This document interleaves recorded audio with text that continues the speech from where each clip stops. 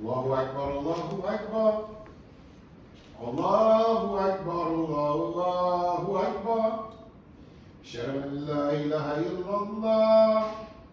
Ashhadu an la ilaha illallah. Ashhadu anna Muhammadur Rasulullah. Ashhadu anna Muhammadur Rasulullah. Hayya 'alal salah. Hayya 'alal salah. Hayya 'alal falah. Hayya 'alal falah. Allahu Akbar, Allahu Akbar. La ilaha illallah.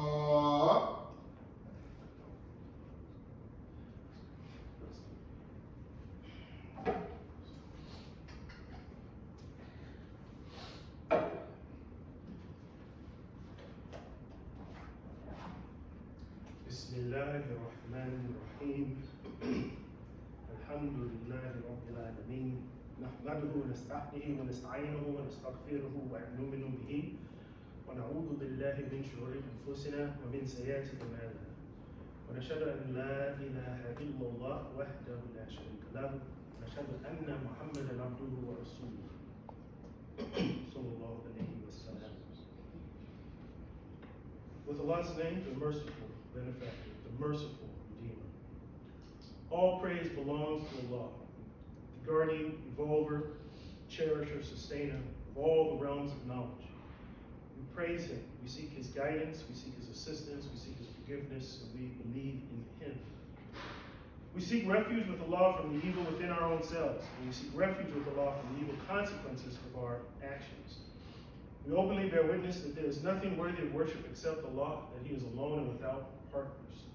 And we openly bear witness that Muhammad ibn Abdullah, to whom the Quran was revealed, is His servant and messenger. May prayers and peace be upon him. We'd like to thank Allah for giving us another opportunity to worship Him here on Yom Jummah. We ask that He strengthen us, purify us, inspire us, and protect us on Siratul Mustaqim, the straight way. The topic for today, inshallah, is the best payoff in this life. Allah in the Quran, in Surah 11, verse 29, Allah says, A'udhu billahi min ash-shaytanir rajim, Bismillahir Rahmanir Rahim. Wa ya qawmi, la as'alukum alayhi malan, in ajriya illa ala Allah, wa ma anna بطاردي الذين آمنوا إنهم ملاقو ربهم ولكني أراكم قوما تجهلون. صدق الله العظيم. This verse, if we can reflect on the words in this verse, not necessarily to translate it, but the reflection of this verse, it's saying in the word of one of the prophets. It's basically saying this prophet is speaking to his people, and he's saying, "Oh, my people." And he's explaining that in his call for monotheism to God and sincerity and worship to Him, that he's not asking for them, that he's asking this, that he's talking to give them wealth after coming to faith, but that the reward for his advice is upon Allah alone, upon God alone. And he's also saying in these words, it is not of my affairs that I dismiss the believers. See, he explains that the meeting of their Lord on the day of resurrection, their meeting is with their Lord on the day of resurrection.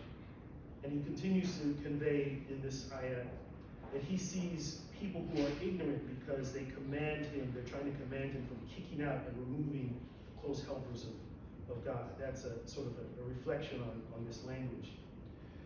And the term here, there's a word, ajriya, reward is what people might say this word is. And if we can reflect on what is a reward, the best payoff in life comes from pleasing Allah, not pleasing yourself. And we can see this directly if we simply look at the life of the prophets. They didn't ask for a fee. They didn't ask for remuneration for their advice. And the prophets suffered hardship and loss during their work. What you get in return from your work, it could be cash, it could be property, it could be goods. But those who submit themselves and believe may often appear weak and lowly. The elites of society often will see them with contempt and want to remove them from the environment. But Muhammad, the Prophet, sallallahu alayhi wa sallam, he didn't remove these people, he even sat with them in a special council. And this shows how we, as people of faith, should see power and wealth in a different way than those who are not guided by faith or motivated by faith. The worldly success of all the prophets, and think about it, we always think about the other worldly success, but the worldly success of all the prophets was that their work in this life led to good moral social life pleasing to Allah. That was the worldly payoff. That was the worldly reward. And so it's these words that help us realize we should duplicate this model of a transaction, this model of getting a payback, working for good moral life. Souls that are devoid of knowledge, there's a term in here, tajhaluna, those who are ignorant, who don't have knowledge, those who don't understand this form of transaction, this form of payment, they won't be able to follow the straight path, the path of al-Islam. And this precisely is why we have so many social ills. If you think about the parallel, we ourselves are living in an age of ignorance because the social influencers expel morality from the environment and dismiss the reward of a moral life. So we should focus on pleasing Allah. And by doing that, we'll find the best pleasure and best reward. The verse that we started out with is actually about Prophet Noah. And this surah talks a lot about prophets, how when they went to their people, they explained they weren't seeking to be rewarded by the people, but by Allah. And in this verse, this one's talking about Noah, but the surah has many other depictions of the prophets saying the same thing. Prophet Hud, Prophet Salih, Prophet Lot, alayhi salam. And what is the key? What do we get the key message for when they went to their people? One, their first instruction to their people, worship God alone. That was the key. That was the number one. Bottom line, up front, worship God alone. Second, with the message they brought, desist from wrong things. What are wrong things? Right? Things which go against God's guidance for morality, if you really think about what they were saying. And then their message, the third part of it was that if you follow guidance, you will be saved, basically. You will find what you're looking for. And if you do not, you'll be ruined, right? And it's all about following guidance. And ultimately, these stories of the prophets tell us that ultimately your society would be destroyed by the same law which you ignored or disobeyed. And that's like the lesson we're seeing from these stories. So this surah and the stories of the prophets give us a big lesson in patience, right? Because all these prophets suffered hardship during their work, perseverance, and staying on the upright path. And we also get the lesson that righteousness pays off, even when it appears that righteousness is not winning in the community or in the nation, in the surrounding environment. So let's break this down. How does Allah reward in this life? Because again, we always think about reward being something in the next life. But let's think about what the Quran shows us. Ajr, the reward is from Allah, not from the people. That's what the prophets realized. That's the reward that they were seeking. But what in the context of this surah, the reward is you're rewarded, or the prophets were being rewarded for conveying the moral guidance, right? That was the message. There was a moral guidance based on what was happening in the world, and the prophets knew that their reward for pointing people to that moral guidance wasn't from the people, it was only coming from Allah. And I didn't understand that. we can help you understand. If we consider Abraham, alayhi salam, Prophet Ibrahim, Allah says in another surah that he was given his reward. It's interesting. Allah says that Abraham was given his reward in this world, and in the hereafter, he's among the righteous, the Salihin. It said that he received his reward in this world, and in the hereafter he's among the righteous. Also, it says that he was chosen and deemed pure in this world. And even the term is istafena, which is the same root that you get the term Mustafa, the one who's chosen. So Abraham is chosen for something. He's chosen, he was deemed pure in this world. Just like Mustafa Muhammad sallallahu alayhi wasallam was chosen. So how should we see this? How did it manifest in the world? With Abraham, and then of course with our Prophet Muhammad. Abraham, he was given in this life progeny, family lineage who would follow and teach the message. The message: serve God alone, submit to his will, obey him. And that's we know, because we know even in the building of the Kaaba, right? Abraham, right, and Ismail, they prayed, and they were praying for the future. But they were praying for their progeny. They were praying for what they had established would be followed in this life, in this physical world, by the people who would come for them, and they would follow this guidance that comes from God. Al-Kitab and the Hikmah, that's what they were given. That's what they asked for, and they were given. So, and they said that they wanted family lineage that would serve God alone, submitting to his will and obey him. Why is submitting to his will even necessary? Why this language? Because submitting to Allah's will is key to a society that survives, and we'll explain how. It's key to leadership that survives. It's even key to economic success that survives. And we can see that in the stories of the prophets, because with all the stories of the prophets, many of the stories of the prophets, we see what happens when the guidance comes, and they're pointed to it, and then people choose not to reject it. The destruction of those who do not follow God's guidance can be an allegory for what happens in your social life, in the social life. Think about what happens. What are the sort of the punishments that we see through some of the stories of the prophets? Let's start with Noah that we started with, because he's the one saying this supplication, or he's the one that's speaking to, being spoken to. Flood. What happened, right? The flood. The flood came, right, when Noah's people did not follow the guidance. What happens in the flood? Life can't survive. It sweeps everything out. Everything that's been built, boom, is covered up. So the people of Noah got the flood.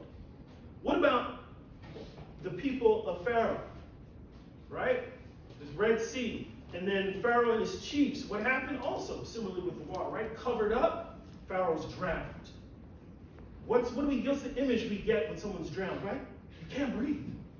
So you get drowned, you can't breathe, no life. Your life is gone. No oxygen, you can't breathe.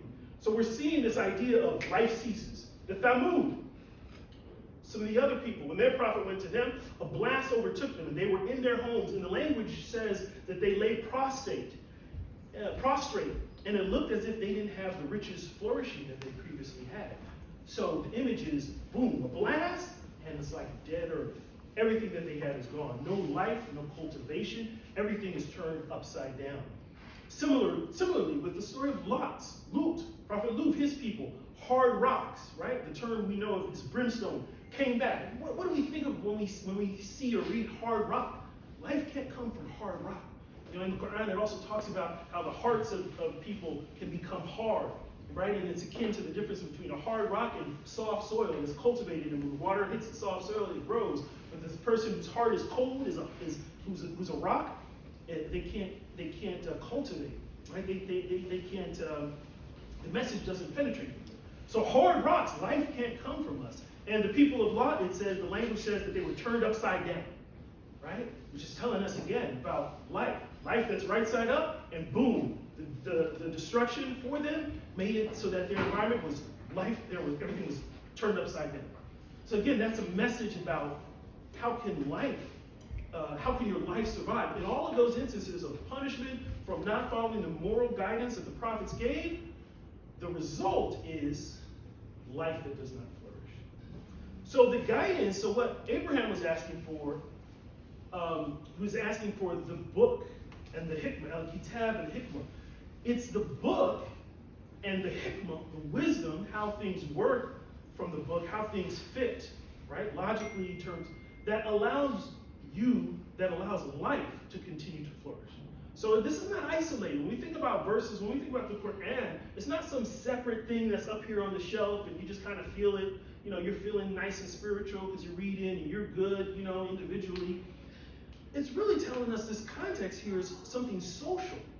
It's about what happens to life. How does the world flourish? How can it flourish without God's guidance? If God is key, He is key to the order of everything.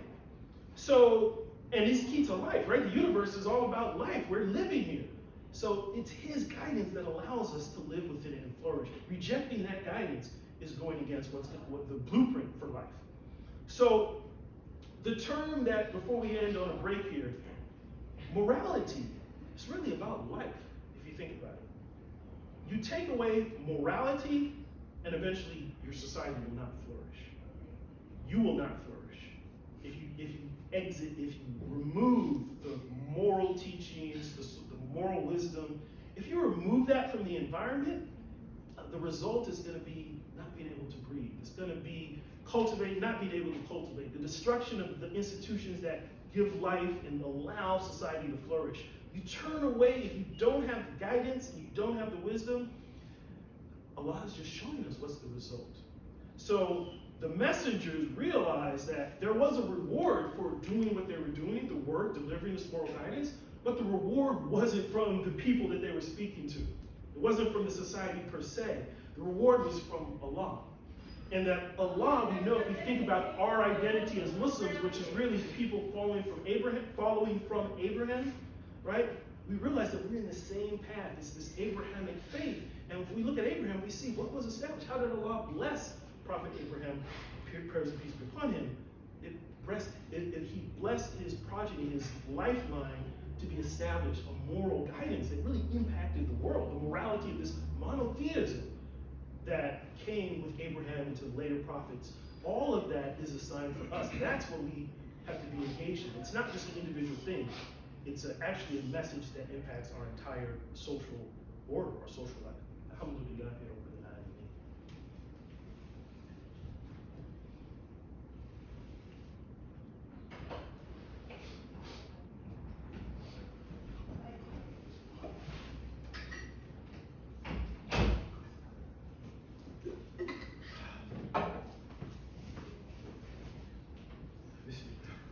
اللهم صل على محمد كما صليت على ابراهيم وعلى ال ابراهيم انك حميد مجيد اللهم بارك على محمد وعلى ال محمد كما باركت على ابراهيم وعلى ال ابراهيم في العالمين انك حميد مجيد. Bismillah ar-Rahman ar-Rahim. So let's continue to think about the messengers. So when we started this verse, it's interesting because the way it starts is it says, Ya qawmi, Ya qawmi.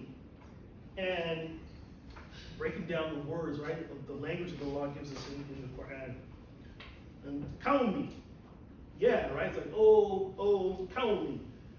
Qawm, it relates to what we're about to do, right, when we do the prayer, right? The qiyam relates to standing, but also location, right? Qawma. So, qiyam, a place that's established, like qiyam al-nas, establishment of people. So qawmi is people, but it's also like people that are established in a location, right? It's not just ummah.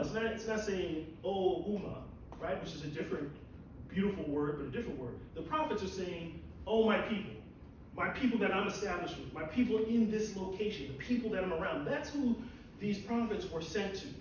So it's also letting us know that the methodology of the prophets was they are seeing the people that they're sent to as their people.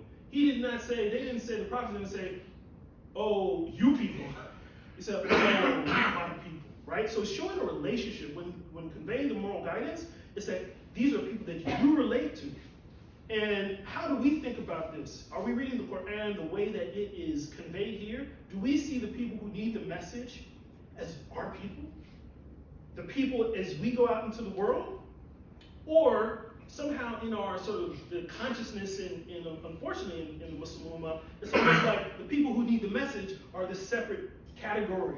They're not your people, but the prophets were speaking to their people.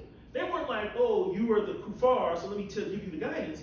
It was like, you're my people.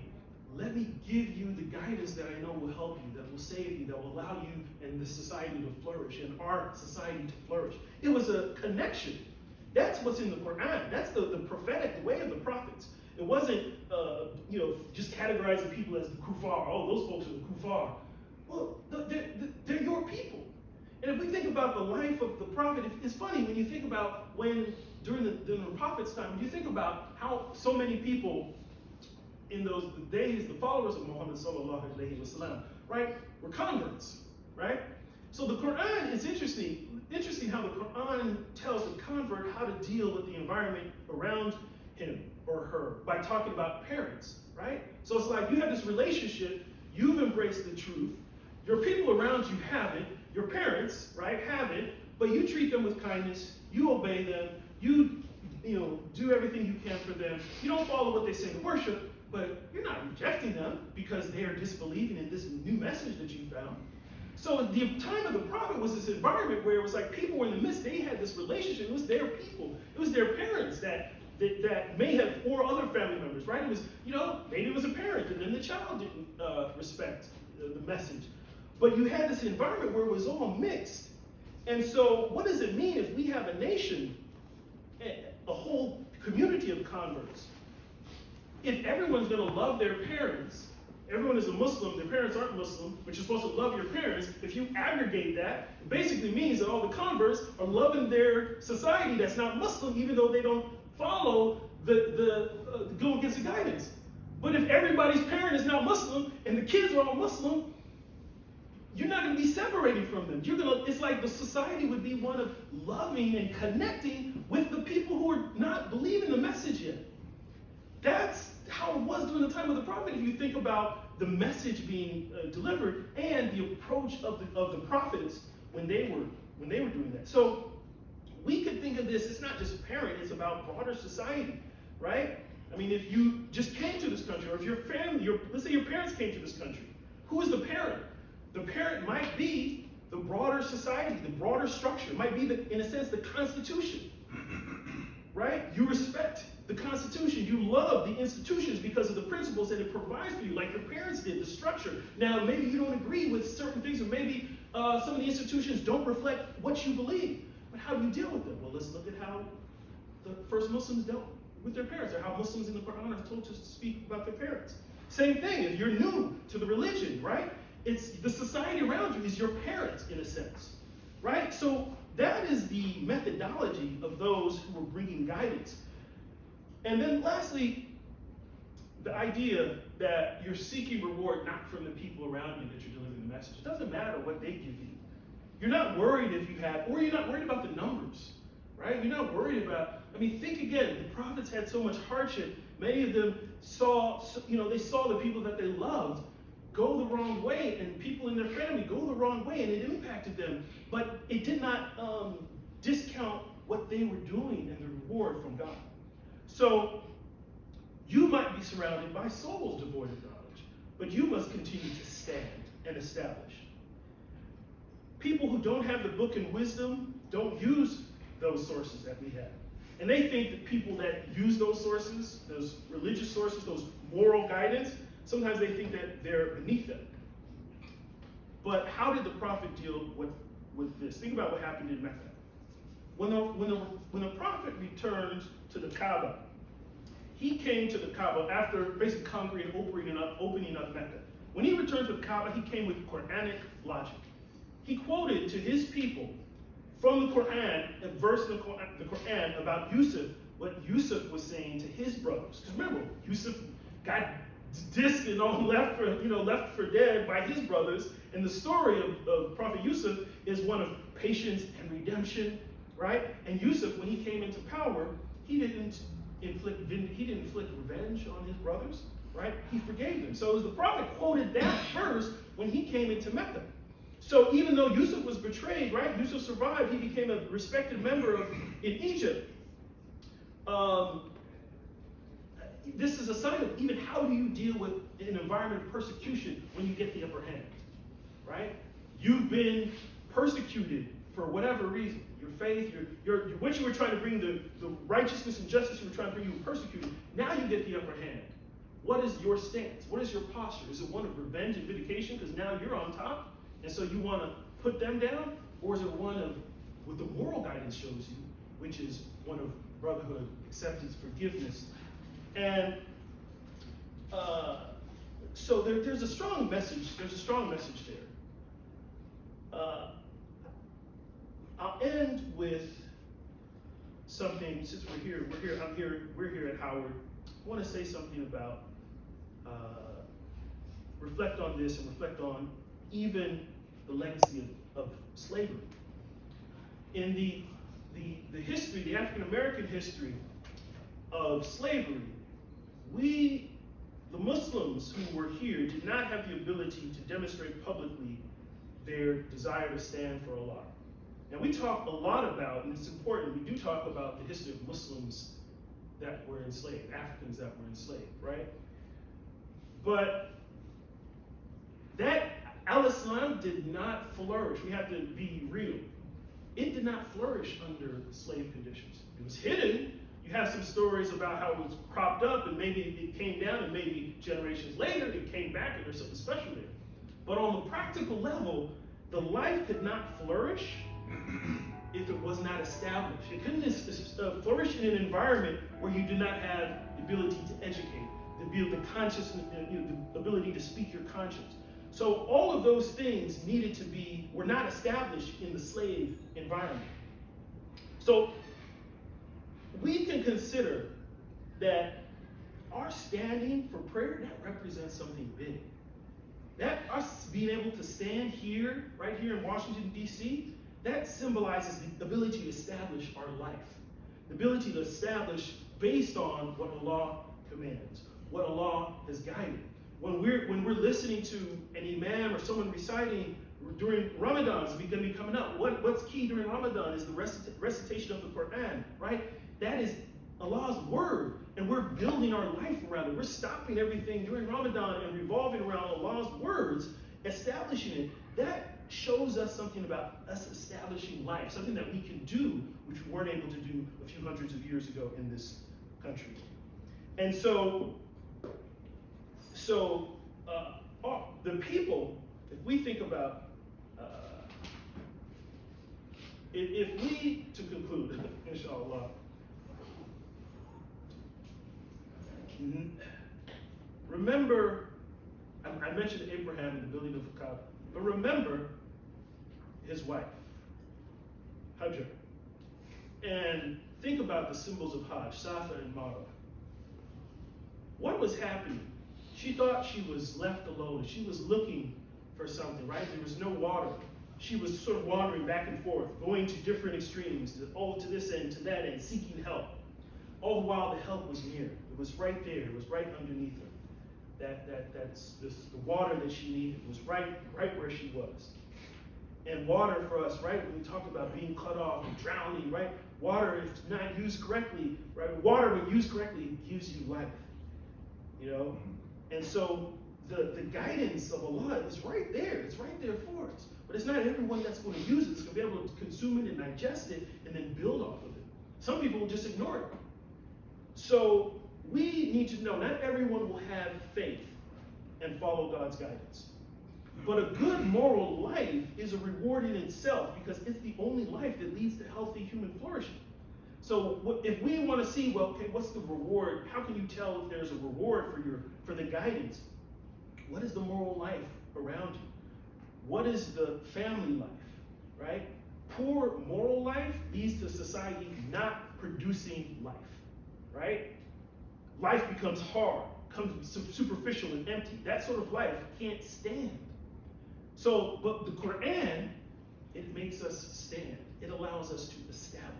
That is, and we see that, again, we see that in this world. We see the establishment of a healthy moral life. And the prophets brought that. And our Prophet Muhammad sallallahu alayhi wa sallam, right? He's pointing us to that. That's why when we say, at the end of our prayer, we're saying, may Allah bless Muhammad and the people of Muhammad just the way he blessed Abraham and the people of Abraham. What is that referring to? It's referring to that message of moral life and moral guidance that Abraham stood on that led to the prophets of Judaism, the prophets of Christianity, right?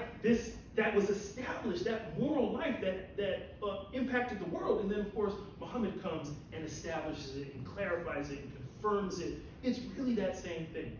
So our Quran, our moral guidance, the book and the wisdom is all about life. And if we want to know what is the moral guidance that's around us, or what should be the moral guidance, you just ask the question. Can life grow and flourish if these decisions are made? Or can life grow and flourish if I take this course, if our community takes this course? What things will be about flourishing human life? Flourishing human life is pretty clear. I mean, if we looked at a plant, we would know if a plant is flourishing. We would see it grow, right? We looked at human beings. How do we know if human beings are flourishing? You probably would see families. You would see families growing. You would see children in safe environments. You would see things leading to whatever it is that allows a child to grow and establish himself in the world. So it's very basic that this message is not a far-off message. And the reward is not just what's going to be multiplied in the next life for us with our individual souls. We can see that the reward for this moral guidance is Allah blessing us to stand, to worship Him, and to build a life which gives life and allows that life to cultivate. Alhamdulillah, Rabbil Alameen. Anything which I have said which has been good is due to Allah. Any mistakes or anything I've said which has been bad or offensive are from me. I seek refuge with Allah from falling into error. Alhamdulillah, Rabbil Alameen. Wa qam bis-salah.